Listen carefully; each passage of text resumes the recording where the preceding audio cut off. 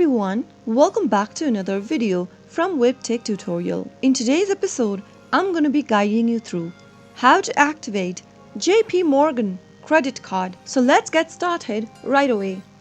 First of all, open a web browser of your choice.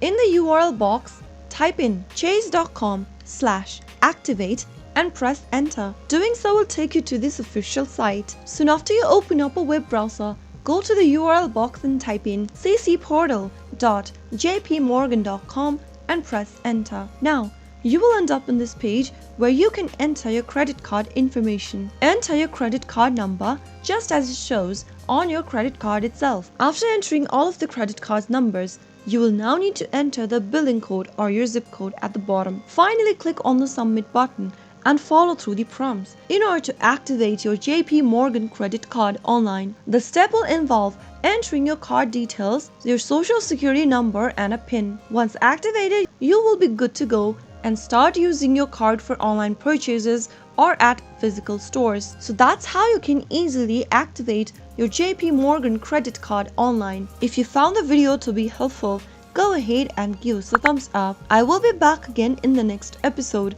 Thank you for watching.